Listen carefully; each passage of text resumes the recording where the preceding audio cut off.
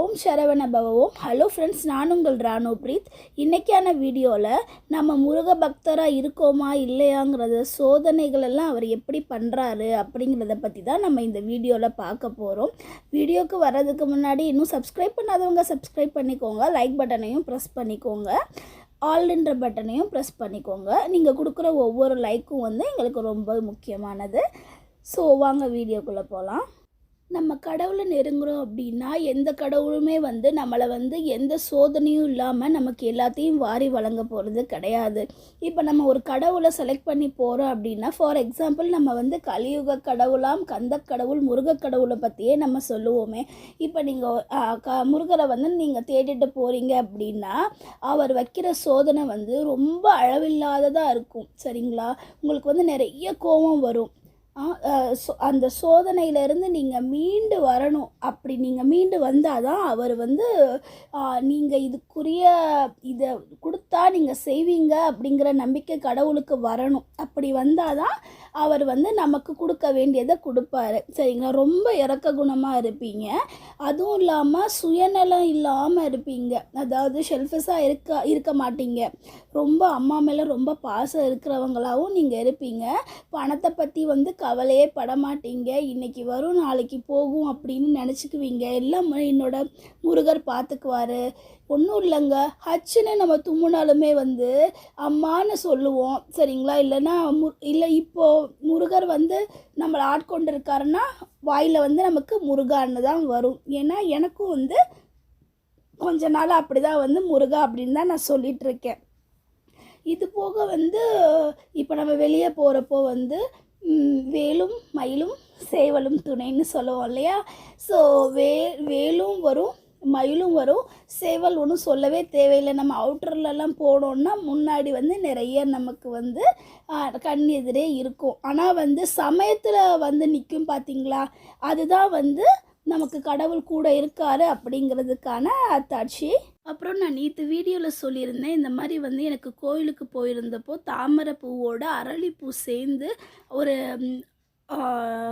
சோழியும் இருந்தது அப்படின்னு சொல்லிட்டு நான் சொல்லியிருந்தேன்ல. அந்த சோழி தான் நான் வேல்கிட்ட வச்சுருக்கேன். ரொம்ப பிளஸ்டாக இருந்துச்சு அது பார்க்குறதுக்கு. அதனால் முருகர்கிட்டேருந்து வந்ததுனால நான் முருகர்கிட்டையே இருக்கட்டும்னு சொல்லிவிட்டு அவருக்கு அவ்வளோ அழகாக பக்கத்தில் வச்சாச்சு. அப்புறம் தீபத்தில் நமக்கு எப்போவுமே வர்றது தான். ஸோ தீபத்தில் ஓம் அப்படிங்கிற மாதிரி உள்ளே ஏதோ ஒரு உருவம் நமக்கு கொடுத்து, அதாவது நம்ம எப்போவுமே முருகரையே தான் நினச்சிட்டே இருக்கோம். அப்படிங்கிறதுனால நான் முருகரே உள்ளே உட்கார்ந்துருக்கிற மாதிரி தான் நான் அதை நினச்சி ப்ரே பண்ணேன். ஸோ பொருத்துறப்ப வராதது ஓம் அப்படின்னு ஃபஸ்ட்டு பொருத்தின உடனே ஓம்னு வந்தது. அது அப்படியே உருவத்தை அப்படியே கொஞ்சம் கொஞ்சமாக மாற்றி அந்த ஓமுக்குள்ளே ஒரு உருவம் நிற்கிற மாதிரி அவ்வளோ அழகாக அந்த தீப ஒளியில் காட்சி கொடுத்துட்ருக்கு. நீங்களும் பார்த்துட்ருக்கீங்கன்னு நினைக்கிறேன்.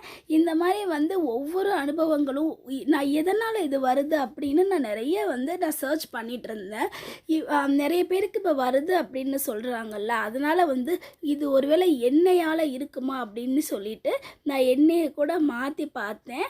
நெய்யில் ஒரிஜினல் நெய்யில் பொறுத்துனா அப்பையும் அந்த தீபம் எண்ணெயில் ஊற்றினாலும் அதுலேயும் விளக்கெண்ணெயில் ஊற்றினாலுமே ஸோ இது எண்ணெயால் இல்லை, கடவுள் நம்ம கூட இருக்காரு அப்படிங்கிறதுக்கு ஆதாரமாக கொடுக்கறது தான் இந்த தீபத்தில் வர்ற ஒவ்வொரு விஷயங்களும்.